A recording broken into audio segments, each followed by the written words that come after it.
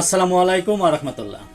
আজকে আন্তর্জাতিক খবরে যে খবরগুলো শিরোনামে উঠে এসেছে তার মধ্যে শুরুতেই থাকছে গাজায় 48 ঘন্টায় মরতে পারে 14,000 শিশু, জাতিসংঘের প্রতিবেদন।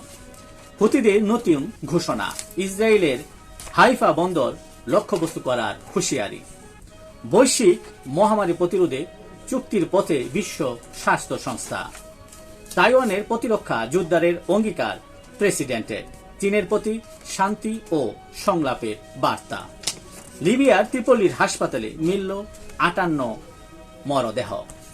সৌদি আরবে হাইটেক ফিল্ম স্টুডিও চালু। এই ছিল দেশের প্রধান দৈনিক পত্রিকার শিরোনামে উঠে আসা শীর্ষ সংবাদ, জানিয়ে এতক্ষণ আপনাদের মাঝে উপস্থিত ছিলাম। আশা করি আপনাদের ভালোই লেগেছে। সার্বিক খবরের বিবেচনায় যদি আপনাদের কোনো অভিমত, অভিব্যক্তি, সমালোচনা কিংবা কোনো পরামর্শ থেকে থাকে তাহলে অবশ্যই কমেন্টসে জানাবেন। আপনাদের কমেন্টসের প্রত্যাশায় আজকের মতো এখানে বিদায় নিচ্ছি। আবারও দেখা হবে আগামীকাল ঠিক একইভাবে। সে পর্যন্ত অবশ্যই ভালো থাকবেন, সুস্থ থাকবেন। আসসালামু আলাইকুম ওয়া রাহমাতুল্লাহ।